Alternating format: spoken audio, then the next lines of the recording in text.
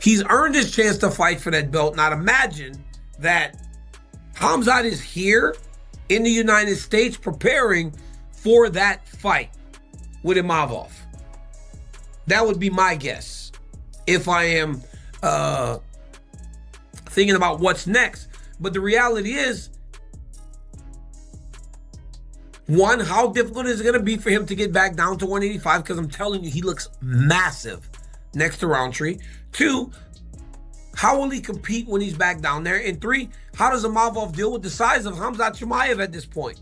Because while Imavov was a 185 pounder, Khamzat was at 170, Chimaev looks like the bigger guy. He looks like the much bigger fighter. Now, I'm telling you, you guys have to watch that training footage. He looks like a monster at over 200 pounds. Khamzat Chimaev also has the Sean Strickland issue to deal with at 185. These guys cannot stand each other. Look, guys, when you are two athletes of the highest caliber and you have trained together and you have fought in sparring, one of those guys knows, or someone knows exactly what happened. But as most say, what happens in the gym stays in the gym.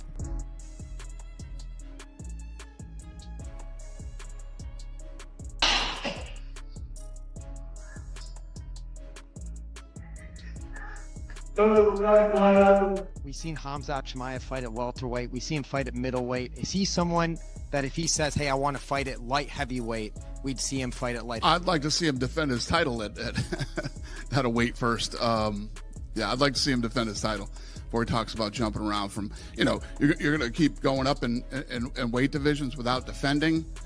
Yeah. I'd rather see him. All right, so picture this. After Sean Strickland launched that very public campaign, relentlessly calling out Khamzat Chimaev and practically daring him into the spotlight, everyone waited for the explosion online. You'd expect a fiery back and forth, right? A war of words. That's not what happened. Instead, Khamzat went quiet, eerily quiet. No tweets, no interviews, no noise. And then, almost out of nowhere, the footage started leaking. Short clips, heavy breathing, sweat pouring, him grinding in the gym like a man who already knows something the rest of us don't. Training at a pace that didn't look optional, it looked urgent. That silence, it wasn't hesitation, it felt calculated. And suddenly the whispers got louder. A potential White House card, a massive global stage, the kind of event that shifts careers overnight. But here's the twist. While fans kept waiting for Khamzat to respond publicly, he never did. Not once. He just went deeper into camp, pushing harder, sharper, meaner, as if the contract wasn't a rumor anymore but a reality sitting on a table somewhere. No theatrics, no online sparring, just preparation that looked personal. And that's what makes it unsettling, because when someone this dangerous stops talking and starts moving like the fight is already signed, it raises a bigger question. Does he know something we don't? I mean, he works his ass off. The guy can fight. He's a world champion, you know, but just because you can fight and just because, like, it doesn't really mean, like, doesn't make you like a man, you know? And there's these moments when, like, you see kind of like past, hey, I could fight. He works his ass off like Costa.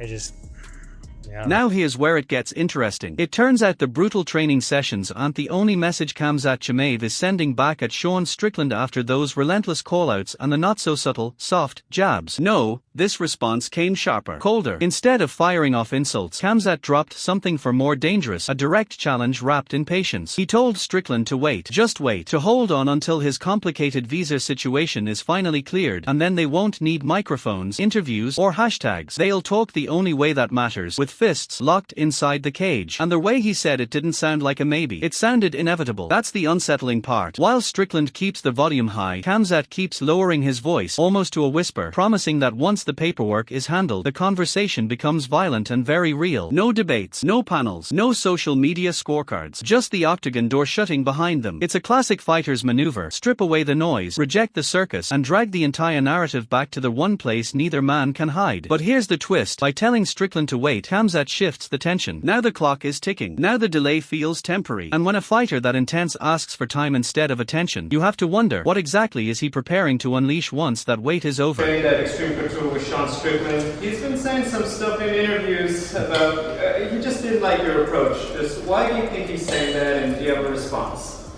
I don't know. When I was there, they never said anything, you know. When I leave the Vegas and when they stop my visa, he start to talk. When I come back, I'm in LA, bro. Come on. If it's something personal for you, just come. I'm here whenever you want. Even veterans like Sonnen have stepped into the storm, stating with absolute certainty that Khamzat Chimaev's next fight, no detours, no tune-ups, has to be against Sean Strickland. No hesitation, no grey area. Sonnen didn't float it as an idea, he framed it like a conclusion already reached. In fact, he revealed he spent an entire day dissecting the scenario from every angle, deliberately stripping away personal bias and hidden agendas, making sure he wasn't unintentionally protecting anyone's interests. And after all that, he came back even more convinced. That's when things took another turn. Sonnen pointed out something fighters rarely admit out loud: the shift in energy when Khamzat walks into a room. According to him, it's not hype, it's not branding, it's a presence, heavy, tangible, the kind that changes how other contenders carry themselves. But then he pulled an old thread that hasn't fully unraveled. Strickland once claimed that during training, he hunted the hardest rounds, deliberately chasing the toughest partners, while he viewed Khamzat as someone who preferred calculated, easier work. That comment never truly died, it just lingered, and now it resurfaces at the worst possible time, because coming from a fighter known for embracing chaos and never ducking a fight, that accusation hits differently. It's not just trash talk, it's a direct shot at Khamzat's toughness. And if Sonnen is right about this matchup being inevitable, that old gym narrative won't stay buried for long. Khamzat Chimaev must fight Sean Strickland next. Guys, there's no debate. I had 24 hours to think about this, because here's what I don't want to do. I gotta tell you, as an authority figure in this sport, I don't want to pan Imanov. I don't want to do that. I respect him. I respect what he's done. I respect his patience. But Sean Strickland fought him in head-to-head competition. Now, a couple of things came out. I am behind the scenes, and I can tell you, guys tiptoe around Chimaev. Guys are scared of Chimaev. He has a presence.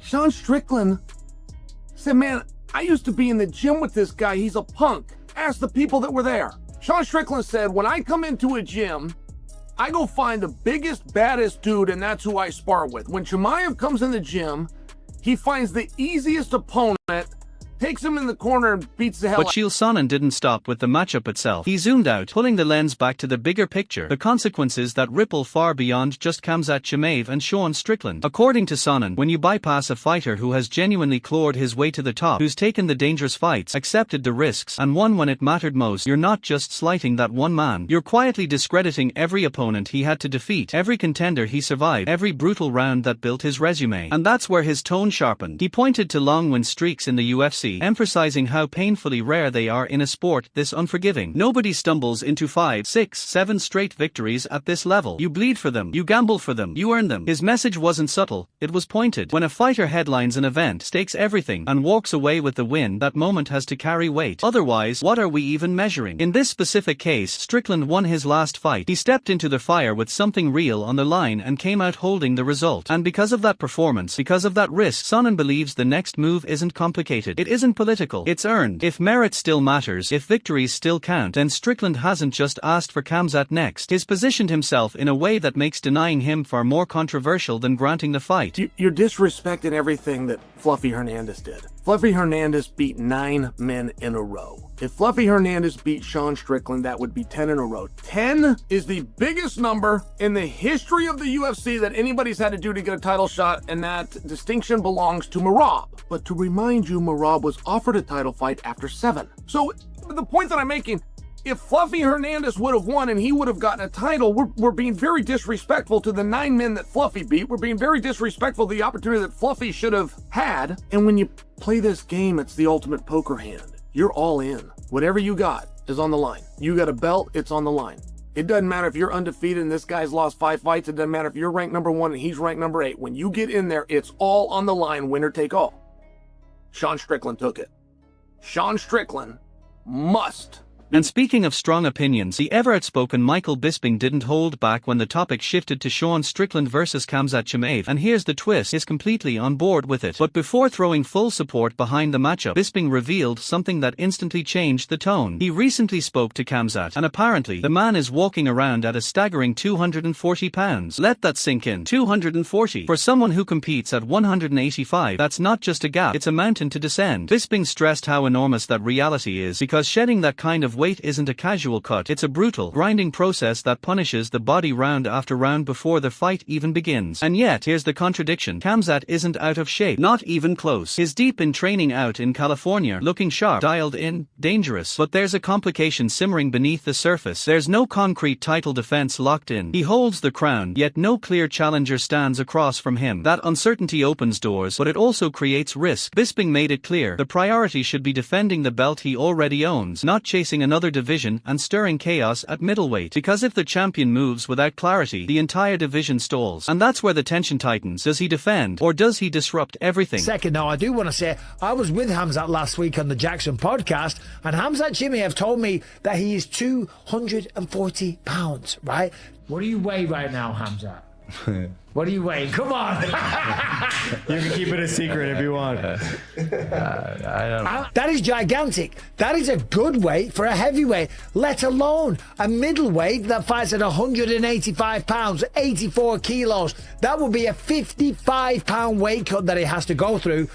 And by the way, he didn't look fat. He looked to be in really good shape, and he's down there in Newport Beach, California, training, running on the beach every single day. The man is working out hard, but there's no talks of a title fight. In fact, I asked him, who will you be fighting? And he said, brother, I don't know. Bisping didn't stop there. He dug even deeper into the tangled middleweight picture, bringing up a dangerous name lurking in the mix, Nassourdine Imavov. He made it clear, Imavov isn't just another contender. He's fast, sharp, unpredictable, the kind of fighter who can flip a fight in seconds. A real threat to anyone breathing at 185. But then came the reminder that shifts everything. Sean Strickland has already been in there with him, already solved that puzzle, already walked away with the win. And that's when Bisping posed the question that hangs in the air, who truly deserves the shot more? Yes, Strickland is technically riding a one-fight win streak, but it was a meaningful victory, and more importantly, he's a former champion. That detail matters. Titles change how resumes are read. They change how risks are measured. And Bisping kept circling back, almost obsessively, to the same unavoidable conclusion. Khamzat Chimaev cannot take a sideways step. He has to face one of the absolute best middleweights in the world. No experiments, no distractions. And whether people like it or not, Strickland fits that description. But here's the part nobody can ignore. The tension between them isn't manufactured. It's simmering, personal, real. Fans aren't just asking for elite versus elite. They are demanding resolution. Because when skill collides with genuine bad blood, it stops being just another title defense and starts feeling inevitable. There certainly is some words, and Sean Strickland has beaten him before, beaten via